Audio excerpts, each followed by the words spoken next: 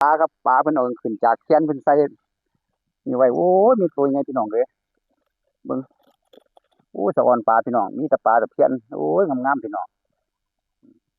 ไม้เคียนเนาะไม้เคียนนี่ไม้เคียนอ่างเก็บน้ำเขามาหาปลาพี่น้องเพิ่นได้มาเนี่ยเพิ่นใส่ถังไว้โอ้ตอนเพิ่นเอาขึ้นมาบ่ได้เบิ่งมาบ่ได้ครับพี่น้องมันอยู่คนละฝั่งเนาะก็เลยมาบ่ได้มื้อนี้ก็เลยมาเบิ่งในถังครับเพิ่นใส่ถังไว้โอ้มีแต่ตัวงามพี่น้องเบิ่งโอ้ยเฮ็ดต้มปลาผู้ใดสนใจก็พิกัดอยู่บ้านหนองขามน้อยครับผู้ใดสนใจก็มาซื้อได้ครับโลละ40บาทครับอยู่นี่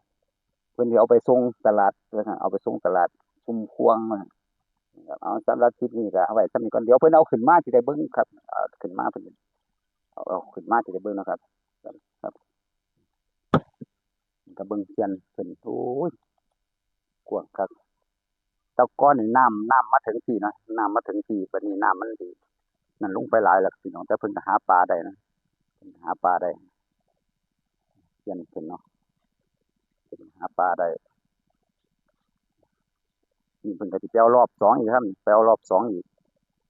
บ่ทันหมดเอาไปส่งให้พ่อค้าตลาดสดเบิ่งโอ้ยกว้างคักพี่น้องสำหรับคลิปนี้ก็ส่ำนี้ครับเดี๋ยวสิรอว่าเพิ่นเอาขึ้นมาเนาะรอเพิ่นขึ้นมาว่าสิได้ส่ำใดพี่น้องจังค่อยเบิ่งนำกันเนาะพี่น้องเอาคลิปนี้ก็ส่ำนี้ล่ะพี่น้อง